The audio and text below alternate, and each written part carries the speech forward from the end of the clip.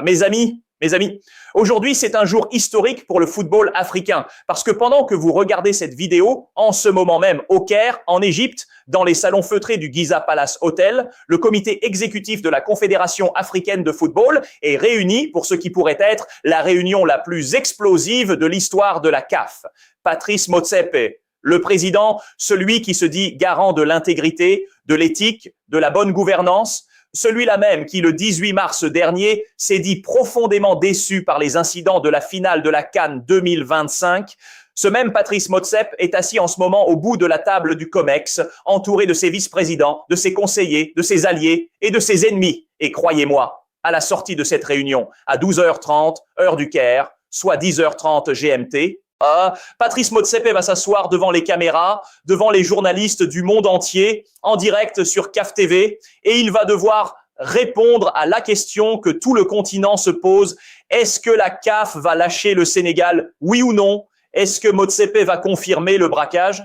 Ou est-ce qu'il va enfin reconnaître que quelque chose de pourri se passe au cœur du football africain? Et attention, parce que cette réunion, ce n'est pas une simple réunion de routine, Ce n'est pas un petit comité pour discuter du calendrier des matchs amicaux. Non, non, non, cette réunion, c'est un tribunal, c'est un procès. C'est le moment où la CAF doit regarder l'Afrique dans les yeux et assumer. Alors restez avec moi parce que je vais tout vous décortiquer. L'ordre du jour secret, le départ de Véron Mosengo Omba, les plaintes pour corruption déposées aux États-Unis, la guerre de succession au secrétariat général. Et ce que Motsepe va probablement dire, ou ne pas dire lors de sa conférence de presse, on y va. Alors commençons par le commencement.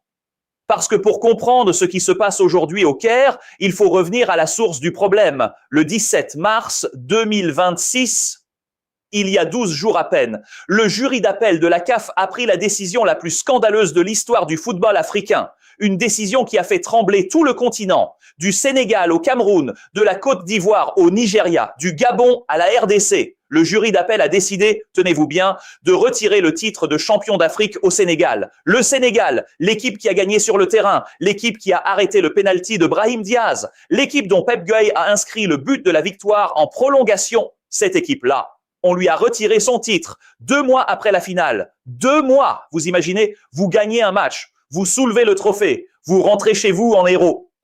Et 2 mois plus tard, on vous appelle pour vous dire « Désolé, en fait, vous avez perdu 3-0 sur tapis vert. Le Maroc est champion. » Et pourquoi? Parce que les joueurs sénégalais ont quitté le terrain pendant environ 17 minutes, en signe de protestation contre un penalty controversé. Mais attendez, ils sont revenus, ils ont joué, le match s'est terminé. Le Sénégal a gagné 1-0 en prolongation. Le résultat sportif existe. Mais non, la CAF, dans sa grande sagesse, a décidé d'invoquer les articles 82 et 84 de son règlement, qui stipulent qu'une équipe qui quitte le terrain sans autorisation avant la fin du match est considérée comme perdante par forfait. Et voilà comment, d'un trait de plume, on a volé un titre à tout un peuple. Le président de la Fédération sénégalaise de football, Abdoulaye Fall, a été clair. Il a appelé ça un braquage administratif.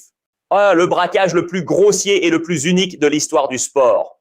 Et il a raison. Maintenant, parlons de Motsepe, parce que c'est lui la clé de tout ce qui se joue aujourd'hui au Caire. Le 18 mars, 24 heures seulement après la décision du jury d'appel, Patrice Motsepe a publié une vidéo sur le site officiel de la CAF. Une vidéo dans laquelle il s'est dit profondément déçu par les incidents de la finale. Profondément déçu. Vous entendez ça? L'homme qui préside la CAF depuis 2021, l'homme sous le mandat duquel le football africain vit sa pire crise institutionnelle, cet homme-là est déçu. Mais déçu de quoi exactement, monsieur Motsepe? Déçu que votre jury d'appel ait pris une décision que le monde entier considère comme un scandale, ou déçu que cette décision ait été rendue publique et que maintenant tout le monde vous demande des comptes. Parce que dans sa déclaration, Motsepe a fait quelque chose de très intéressant. Il a joué sur les 2 tableaux. D'un côté, il a défendu l'indépendance de la commission d'appel. Il a dit que c'est un organe juridictionnel indépendant présidé par un magistrat, comme si ça suffisait pour rendre la décision légitime. Et de l'autre côté, il a reconnu que les incidents de la finale ont porté atteinte à la crédibilité des compétitions africaines. Il a même dit que ça compromet le travail considérable accompli pour garantir l'intégrité et la crédibilité des résultats. Alors attendez, si vous reconnaissez vous-même que la crédibilité est compromise, pourquoi est-ce que vous ne faites rien? Pourquoi est-ce que vous laissez cette décision en place? Et puis, il y a eu cette phrase qui a fait bondir tout le Sénégal. Motsep a dit « Aucun pays africain ne sera traité de manière plus privilégiée ou plus avantageuse qu'un autre. Aucun pays ne sera favorisé. » Vraiment, monsieur Motsep, vraiment. Alors, comment expliquez-vous qu'on retire un titre à une équipe qui a gagné sur le terrain pour le donner à l'équipe qui a perdu? Comment expliquez-vous que le pays organisateur, le Maroc, qui est aussi le pays dont le président de la fédération est ministre de la Justice, comment expliquez-vous que ce pays-là se retrouve champion d'Afrique par décision administrative? Aucun pays favorisé. Permettez-moi d'en douter, monsieur le président. Et c'est dans ce contexte absolument explosif que se tient aujourd'hui le COMEX au Caire. Alors, qu'est-ce qu'il y a à l'ordre du jour? Parce que la CAF a publié l'agenda complet de cette réunion et croyez-moi, c'est du lourd. Premier point, et c'est le plus attendu, le compte-rendu de la commission d'appel concernant la finale de la CAN Maroc 2025. Autrement dit, le COMEX va officiellement discuter de la décision de retirer le titre au Sénégal. La question est-ce que le COMEX va simplement prendre acte de la décision? Est-ce qu'il va la valider en silence?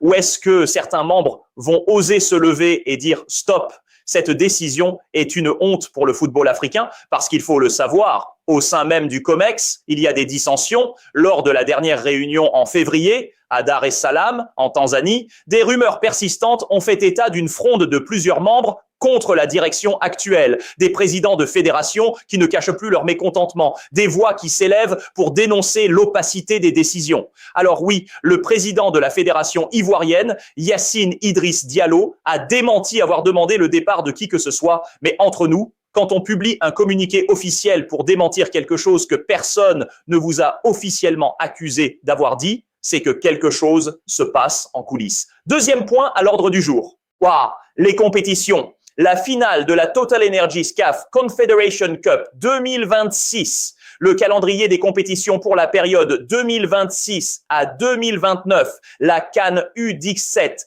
la CAN féminine, le futsal, le beach soccer et surtout les préparatifs pour la Coupe du Monde FIFA 2026. Parce que oui, pendant que la CAF se déchire sur le titre de la CAN, la Coupe du Monde approche à grands pas. Et il y a des équipes africaines qui se préparent. Le Sénégal, la Côte d'Ivoire, la Tunisie et d'autres doivent encore passer par des barrages. Troisième point, et celui-là est énorme, un appel d'offres d'1 milliard de dollars sur 8 ans. 1 milliard. Vous avez bien entendu. La CAF va discuter d'un contrat colossal. Et dans le contexte actuel de suspicion de corruption, avouez que le timing est pour le moins, disons, délicat. Et quatrième point, les amendements aux statuts et règlements de la CAF. Autrement dit, la CAF veut modifier ses propres règles. La question est pour les renforcer ou pour se protéger. Mais le véritable séisme de ce COMEX, le tremblement de terre qui va secouer le football africain, c'est le départ de Véron Mozengo Omba. Véron Mozengo Omba, le secrétaire général de la CAF depuis mars 2021, l'homme de l'ombre, le tout-puissant, celui dont le nom revient dans chaque scandale, dans chaque polémique, dans chaque décision controversée de la CAF ces dernières années. Aujourd'hui, dimanche 29 mars 2026, Véron Mozengo Omba quitte officiellement ses fonctions. Et son départ, mes amis, ce n'est pas un départ ordinaire. Ce n'est pas une retraite paisible après des années de bons et loyaux services. Non, c'est un départ forcé, un départ sous pression, un départ dans la tempête. Parce que Mozengo Omba avait déjà dépassé la limite d'âge réglementaire depuis le 15 octobre 2025. Ça fait plus de 5 mois qu'il aurait dû partir. 5 mois, mais il est resté, il s'est accroché, il a obtenu des dérogations. Et pendant ces 5 mois, qu'est-ce qui s'est passé? La décision du jury d'appel de retirer le titre au Sénégal. Et devinez qui est pointé du doigt comme étant au centre de cette décision? Véron Mozengo Omba, les médias africains, les présidents de fédérations, les observateurs, tout le monde dit la même chose. Mozengo Omba a joué un rôle central dans les rouages décisionnels qui ont conduit à cette décision scandaleuse. Et ce n'est pas tout. Sport News Africa a révélé que son règne a été marqué par une grave crise institutionnelle et plusieurs rapports internes contestent sa gestion. Des dysfonctionnements qui, selon cette même source, pourraient avoir de graves conséquences sur la procédure devant le tribunal arbitral du sport. Vous comprenez ce que ça veut dire? Ça veut dire que la manière dont Mozengo Omba a géré les choses pourrait faire capoter la défense de la CAF devant le TAS. La CAF pourrait perdre l'affaire à cause de son propre secrétaire général. Et comme si ça ne suffisait pas, il y a l'affaire Yacine Roblé, le chef du département des organes juridictionnels de la CAF, celui qui était en charge de l'administration des commissions disciplinaires et des jurys d'appel, a été licencié le 27 février 2026, sans préavis, sans procédure de passation des dossiers. Roblé conteste son licenciement et dénonce une procédure brutale. Ses accès ont été bloqués du jour au lendemain et il affirme qu'aucune passation des dossiers en cours n'a été organisée. Attendez, vous saisissez l'ampleur de ce que ça signifie ? Accès, le responsable des organes juridictionnels, la personne qui gère les commissions disciplinaires et les jurys d'appel est virée sans ménagement, juste avant que le jury d'appel ne rende sa décision sur la finale de la CAN. C'est une coïncidence, ça ? Vraiment ? On vire le chef des organes juridictionnels et quelques semaines plus tard, le jury d'appel prend une décision que le monde entier qualifie de scandaleuse. Si ça ne sent pas le coup monter, je ne sais pas ce qui le sent. Et maintenant, parlons de la succession, parce que le départ de Mosengo Omba ouvre une guerre de pouvoir qui pourrait redessiner l'avenir du football africain. Deux noms circulent avec insistance pour le poste de secrétaire général. Le premier, Samson Adamou, l'actuel directeur des compétitions de la CAF, il a les faveurs de plusieurs membres du COMEX. Il est perçu comme un homme de terrain, quelqu'un qui connaît les rouages de l'institution. Il s'est entretenu avec les fédérations égyptiennes et marocaines pour aplanir les différends liés au club. Le deuxième, Gelson Fernandez, l'ancien international suisse d'origine capverdienne. Et attention, celui-là, c'est le candidat de la FIFA. La FIFA fait du lobbying actif, visible, assumé, pour imposer Fernandez à la tête du secrétariat général. Et ça, mes amis, c'est un énorme problème, parce que si la FIFA impose son candidat au secrétariat général de la CAF, alors la CAF n'est plus indépendante. La CAF devient une filiale de la FIFA. Le football africain devient un jouet entre les mains de Gianni Infantino. Et Infantino, parlons-en. Parce que tout dans cette affaire ramène à lui. Véron Mosengo Omba est un ancien collaborateur de la FIFA, un homme proche d'Infantino depuis des décennies. Avant d'arriver à la CAF, il travaillait déjà avec Infantino à Zurich. Et que fait Mosengo Omba maintenant qu'il quitte la CAF ? Il va briguer la présidence de la FECOFA, la Fédération congolaise de football, et devinez qui pousse pour cette candidature. La FIFA, Gianni Infantino voit d'un bon œil le transfert de Mosengo Omba de la CAF à la FECOFA. Vous voyez le schéma, Mosengo Omba quitte la CAF, mais il ne disparaît pas. Il prend le contrôle de la fédération congolaise, ce qui lui permettrait ensuite de revenir au COMEX de la CAF en tant que représentant de la RDC et peut-être même de remplacer certains membres gênants. C'est un jeu d'échecs, mes amis, un jeu d'échecs géopolitique dans lequel le football africain n'est qu'un pion. Et la question que tout le monde se pose, est-ce que le COMEX va accepter ça? Est-ce que les membres du comité exécutif vont laisser la FIFA dicter qui dirige leur institution? Ou est-ce qu'ils vont se lever et dire non, le football africain appartient aux Africains? Mais attendez, parce que le dossier le plus explosif de cette réunion, celui dont personne ne veut parler officiellement, mais qui plane comme une ombre sur tout le COMEX, c'est l'enquête pour corruption. Le 26 mars, il y a 3 jours à peine, à Paris, les avocats de la Fédération sénégalaise de football ont tenu une conférence de presse qui a fait l'effet d'une bombe. Maître Seydou Diagne, le coordinateur du collège d'avocats mandaté par la Fédération sénégalaise, a annoncé le dépôt imminent d'une plainte pénale pour corruption visant 5 personnes. 5 personnes. Et attention, il ne s'agit pas de 5 personnes au hasard. Il s'agit de 5 membres du jury d'appel de la CAF, le même jury qui a pris la décision de retirer le titre au Sénégal. Maître Diagne a été clair, les plaintes sont rédigées, les choses sont structurées, les juridictions sont identifiées. Ce sera aux États-Unis, à New York ou à Washington. Les États-Unis, mes amis. On ne parle pas d'une plainte devant un tribunal africain qu'on pourrait faire taire. On parle de la justice américaine, la même justice qui a fait tomber les dirigeants de la FIFA en 2015, la même justice qui a mis des menottes à des vice-présidents de la FIFA dans un hôtel de luxe à Zurich. Et l'ancien bâtonnier de l'Ordre des avocats de Paris, maître Olivier Sûr, qui coordonne le volet anticorruption, a été encore plus direct. Il a dit « On ne parle pas encore de corruption, mais on ne parle pas non plus d'une décision rendue par la raison. Quelque chose ne va pas, quelque chose nous semble pourri. Et chez nous, avocats, ça s'appelle le pénal international. Pourri. C'est le mot qu'a utilisé un ancien bâtonnier de Paris, un homme qui pèse ses mots, un spécialiste des procédures pénales internationales. Et le gouvernement sénégalais, le gouvernement, pas seulement la fédération de football, le gouvernement d'un État souverain, a officiellement demandé l'ouverture d'une enquête internationale indépendante pour soupçon de corruption au sein des instances dirigeantes de la CAF. Marie-Rose Kadifatou Faye, la porte-parole du gouvernement sénégalais, a publié un communiqué le 18 mars dans lequel elle qualifie la décision de grossièrement illégale et profondément injuste. Et le Sénégal ne s'arrête pas là. Le 25 mars, la Fédération sénégalaise a saisi le tribunal arbitral du sport de Lausanne, le TAS, la plus haute juridiction du sport mondial. Elle demande l'annulation pure et simple de la décision de la CAF et la confirmation du Sénégal comme vainqueur de la CAN 2025. Le collège d'avocats est divisé en deux équipes. Une première équipe qui s'occupe du recours devant le TAS avec des avocats sénégalais, espagnols et suisses. Et une deuxième équipe qui s'occupe du volet pénal de l'enquête pour corruption avec des spécialistes du droit pénal international. Et les avocats ont révélé un détail crucial. Un détail qui change tout. Écoutez bien, le dispositif de la décision du jury d'appel notifié le 17 mars constate bien le tapis vert 3-0 en faveur du Maroc. Mais il rejette explicitement les demandes de retrait du titre et de remise du trophée. Vous avez bien entendu, le jury d'appel lui-même n'a pas couronné le Maroc. Il a donné la victoire sur tapis vert, mais il n'a pas retiré le titre au Sénégal. Il n'a pas ordonné la restitution du trophée. Alors qui a décidé que le Maroc était champion? Qui a interprété cette décision comme un transfert de titre? Qui a fait cette gymnastique juridique? Et 9 jours après la notification du dispositif, la décision motivée, c'est-à-dire le document qui explique les raisons détaillées de la décision, n'avait toujours pas été envoyé au Sénégal. 9 jours. Comment est-ce possible dans une affaire de cette importance? Tout ça pue, mes amis. Tout ça pue à plein nez. Et pendant ce temps, pendant que la CAF se réunit au Caire pour discuter de tout ça, le Sénégal, lui, a choisi la provocation, la plus belle des provocations. Le 29 mars, aujourd'hui même, avant un match amical contre le Pérou au Stade de France à Paris, la Fédération sénégalaise a organisé une parade de 15 minutes pour exhiber le trophée de la CAN devant les supporters. Vous imaginez la scène.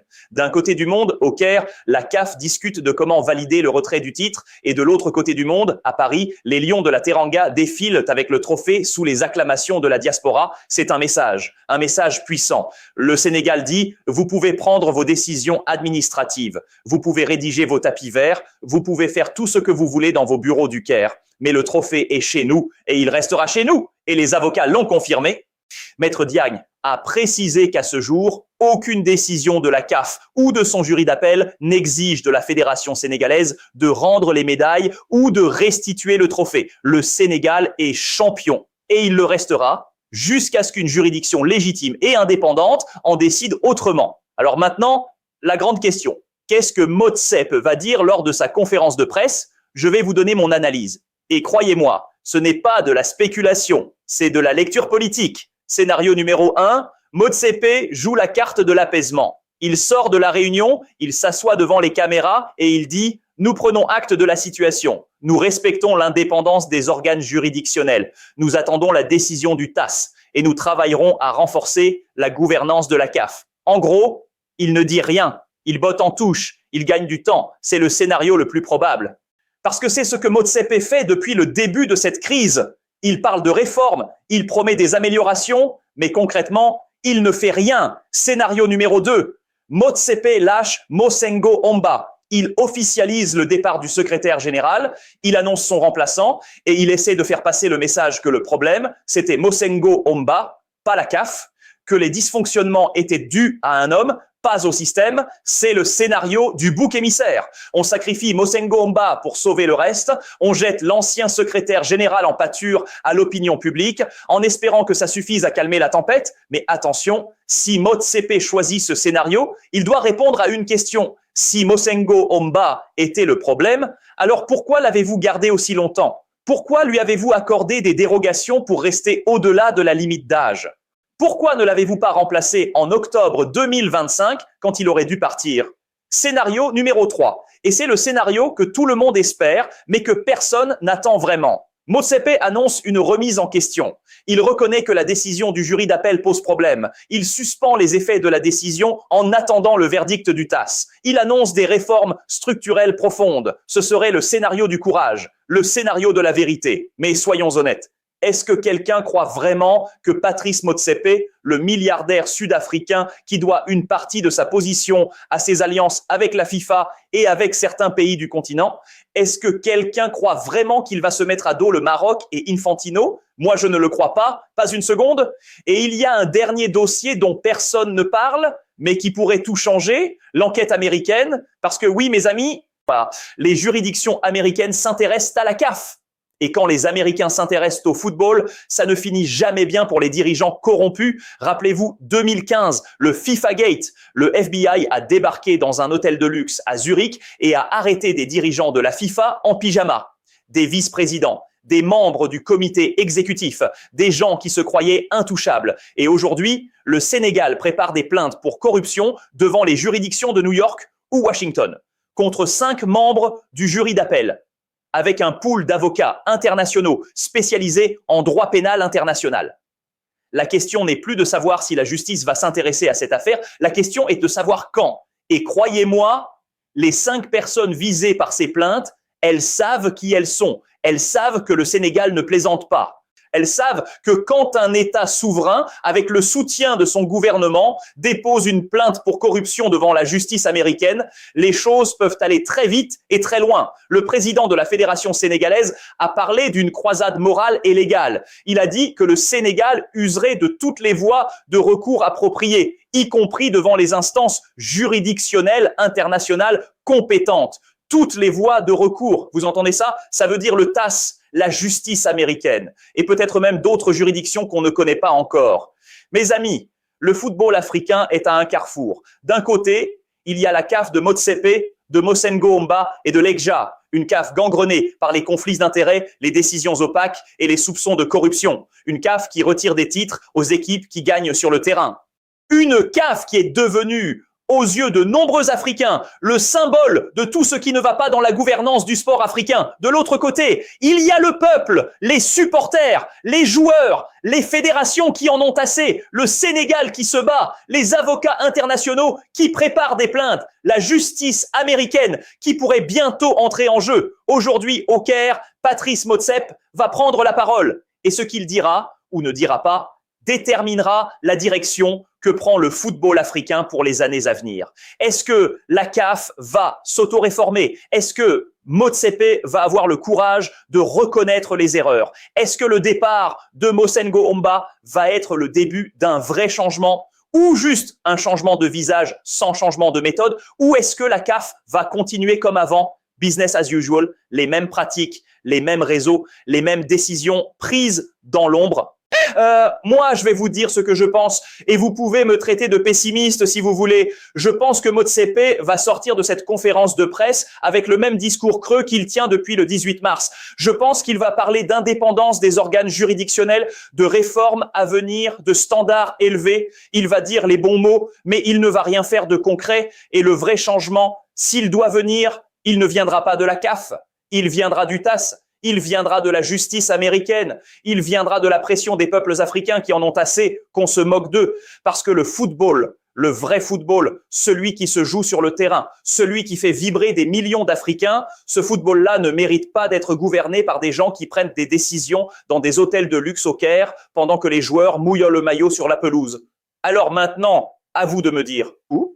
Dites-moi dans les commentaires, est-ce que vous croyez que Motsepe va surprendre tout le monde et annoncer quelque chose de fort? Ou est-ce que vous pensez comme moi que ce sera du blabla diplomatique sans aucune conséquence? Et surtout, est-ce que vous pensez que la plainte pour corruption devant la justice américaine peut vraiment faire tomber des têtes à la CAF? Dites-moi tout, je lis chaque commentaire et je reviens très vite avec une analyse de la conférence de presse de Motsepe dès qu'elle sera terminée. Le football africain mérite mieux que ça et ensemble, on va se battre pour que ça change. Allez, à très vite.